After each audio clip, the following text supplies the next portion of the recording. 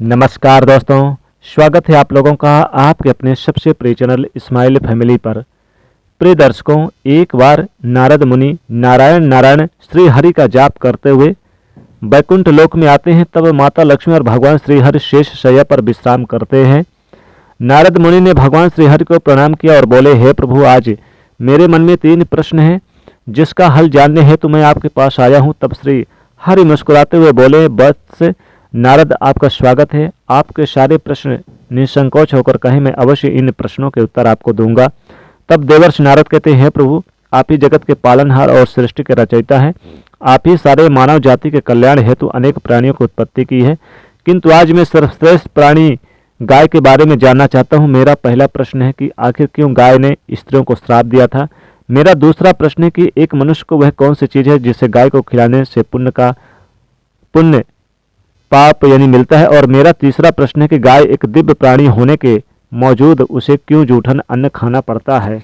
मित्रों, भगवान श्री हरि विष्णु मुस्कुराते हुए बोलते हैं, हे मुनीश्वर, आपने समस्त मानव जाति के कल्याण हेतु अत्यंत महत्वपूर्ण प्रश्न किए हैं। गाय को माता के समान पूजनीय माना जाता है और गाय ने 33 कोटि देवी देवताओं का वास होता है। गाय के अंदर ये सबसे पवित्र प्राणी है जिसकी उत्पत्ति समुद्र मंथन के समय देवी लक्ष्मी के साथ हुई थी। जिस घर में गाय की पूजा सेवा की जाती है वहां देवी लक्ष्मी हमेशा अपनी कृपा दृष्टि बनाए रखती हैं। मैं आपके प्रश्नों के उत्तर इस पवित्र कथा के माध्यम से देना चाहता हूं। जो भी मनुष्य इस कथा को ध्यान से पूरा सुनेगा उसके मैं 32 अपराध माफ करता हूं। मृत्यु के बाद उस व्यक्ति को श्री कृष्ण के धाम गोलोक में निवास प्राप्त होता है। तब नारद मुनि कहते हैं, हे हरि, मैं इस पावन पवित्र कथा को पूरा ध्यान से सुनूंगा और मानव जाति के कल्याण हेतु मैं इसका प्रचार भी करूंगा। कृपया आप इस कथा को कहें। मित्रों, भगवान श्री हरि कहते हैं, हे नारद, एक समय की बात है, एक किसान हर दिन अपनी गाय को चराने के लिए खेतों में ले जाता। उसकी हर रोज नित्य सेवा करता था। उस गाय ने एक बछड़े को जन्म दिया था। किसान अपने गाय का दूध बेचकर अपने परिवार का पालन पोषण करता था। फिर उसे किसान का विवाह किसी शालिनी नाम से स्त्री से हुआ।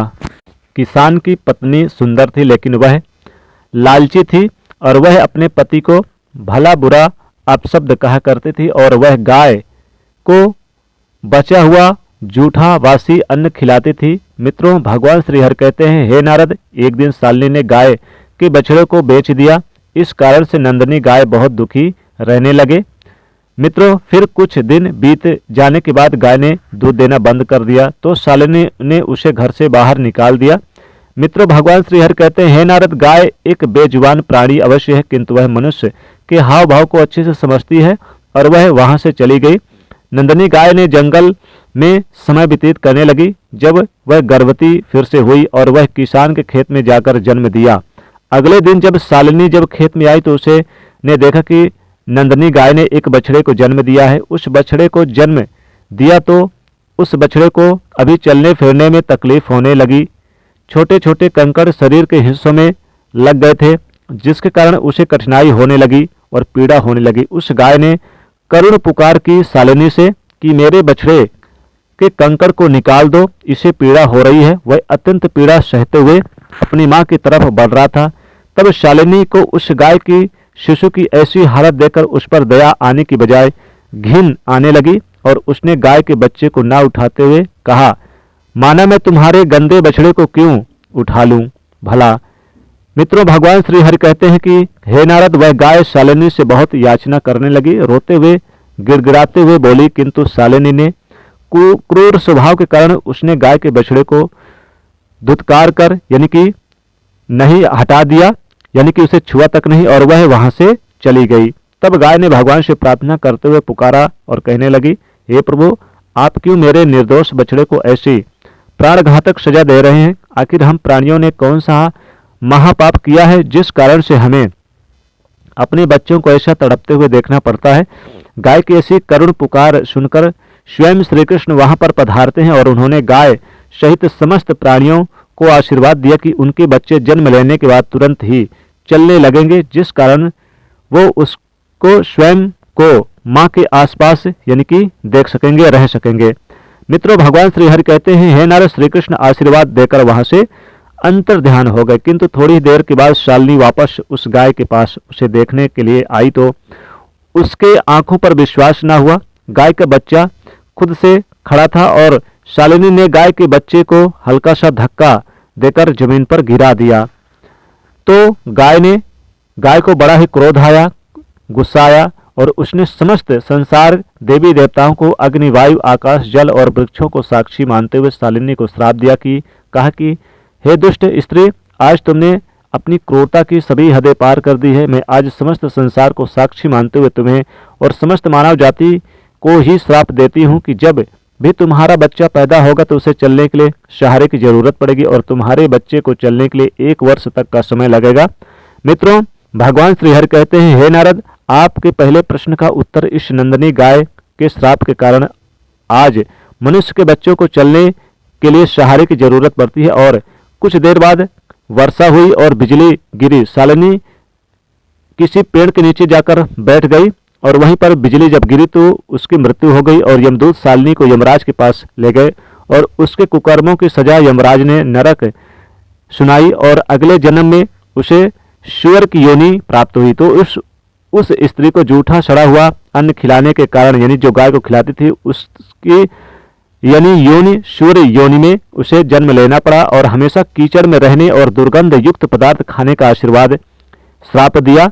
मित्रों, श्रीहरि कहते हैं कि हे नारद, जो भी स्त्री या पुरुष गाय को जूठा या फिर सड़ा गला अन्न खिलाता है उन्हें नरक तो जाना ही पड़ता है, साथ ही कई प्रकार के कष्ट भोगने पड़ते हैं। हे मुनि, अब मैं आपको बताता हूं कि आखिर क्यों गाय को जूठा अन्न खाना पड़ता था।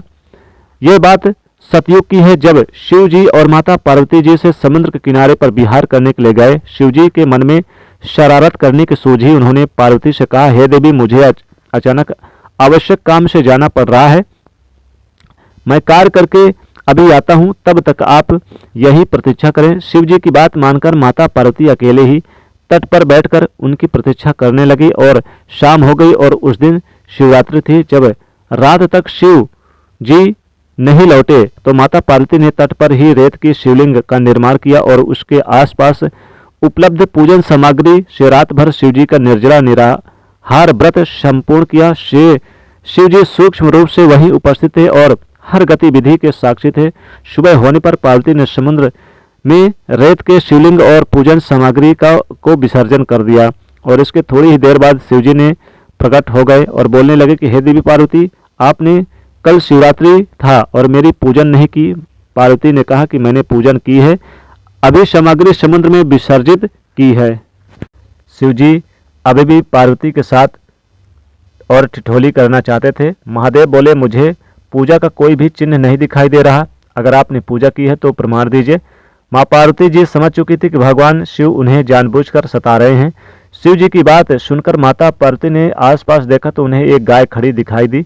उन्होंने शिव जी से कहा कि ये गाय मेरी साक्षी है, जब मैं पूजा कर रही थी तो ये गाय यहाँ पर उपस्थित थी। शिव जी ने गाय से पूछा कि क्या पार्वती ने पूजा की है, तो उस गाय ने ना में सिर हिला दिया। शिव जी ने कहा, पार्वती आप यानी कि असत्य कह रही हैं, गाय ने आपकी गवाही नहीं दी है। माता पार्वती को क्रोध आ गया और क्रोध में आकर उन्होंने गाय को श्राप दे दिया। माँ पार्वती ने श्राप देते हुए कहा कि तू दिव्य जन्मा है, तू जगत कल्याण के लिए प्रकट हुई है, इसलिए जनहित के लिए तेरे गुण यथावत रहेंगे, किंतु जिस मुंह से तूने झूठी गवाही दी है उसे दंड भुगतना होगा। झूठ बोलने के कारण अब झूठन ही तेरा आहार होगी। इस तरह झूठ बोलने से क्रोध की तू यानी कि गौ माता क्रोध की भागी बनी माता पार्वती के, और आज तक उनको अच्छा भोजन प्राप्त होने के बजाय भी झूठन खाने के लिए बाध्य है। मित्रों, भगवान श्री हरि कहते हैं, हे नारद, अब मैं आपको गाय के विषय में महत्वपूर्ण जानकारी देता हूं। अक्सर मनुष्य गाय से पुण्य पाने के लिए कई प्रकार के व्रत पूजन पाठ करते हैं, किंतु उन्हें गाय को ये कुछ यानी चीजें भूलकर भी नहीं खिलानी चाहिए। द्वार पर आई गौ माता को कभी भी बिना रोटी खिलाए जाने ना दें। गौ माता को रोटी और ताजी हरी घास खिलानी चाहिए। यूं भी हम हर दिन पहली रोटी गौ माता के लिए बनाते हैं, इसलिए हमेशा उस रोटी को प्यार से गौ माता को खिला दें और गौ माता को रोटी खिलाने से हमें बहुत पुण्य मिलता है। गौ माता को कभी भी बासी और सड़ा गला खाना नहीं खिलाना चाहिए।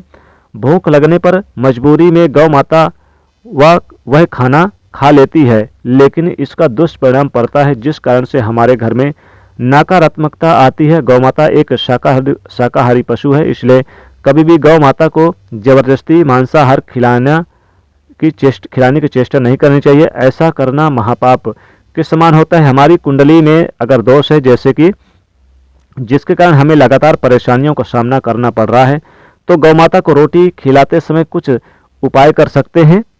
जैसे यदि कुंडली में चंद्र दोष है तो आप रोटी पर सफ़ेद मक्खन, नमक या फिर घी लगाकर गौ माता को खिलाएं। यह कुंडली में जैसे कि शनि दोष होते हैं, तो रोटी बनाते समय आटे में थोड़े से काले तिल मिलाकर आप आटे को गूंदें और इस आटे की ताज़ी रोटी बनाकर शनिवार या फिर अमावस्या के दिन गौ माता को खिलाएं। इसी तरह मंगल या फिर गुरु दोष है तो रोटी के ऊपर हल्की हल्दी लगा ले और गौ माता को खिला दे। ये उपाय करने पर हम इन सभी दोषों से, दुष्प्रभाव से काफ़ी हद तक अपना बचाव कर सकते हैं। गौ माता को प्रतिदिन रोटी और घास खिलाने से लाभ होता है और पितृदोष से भी मुक्ति मिलती है। इसी तरह कुंडली में यदि शनि की 7.5 या फिर महादशा ढया है तो हर शनिवार को और अमावस्या को काले रंग के गाय को घास या फिर रोटी खिलाएं और उसकी पूजा करें। इससे शनि दोष कम होता है। गौमूत्र यानी कि गाय का मूत्र बहुत ही उपयोगी, पवित्र और स्वास्थ्य की दृष्टि से अत्यंत हितकारी होता है। आध्यात्मिक दृष्टि से तो गौ माता के मूत्र का महत्व है, साथ ही ये बहुत से लाभ बताए गए हैं। साथ ही गौमूत्र के छिड़कने से घर का वातावरण शुद्ध होता है, पवित्र होता है। इसलिए शरीर को निरोगी रखने के लिए प्रतिदिन गौमूत्र का सेवन करने तथा घर में गौमूत्र छिड़कने से कहा गया है कि गाय के दूध से घी, दही, मक्खन, गोबर और गौमूत्र के सेवन वाले यानी मिश्रण को पंचगव्य कहते हैं। पंचगव्य को पाप नाशक कहा गया है। पंचगव्य बहुत ही उपयोगी होती है, स्वास्थ्य के लिहाज से लाभदायक।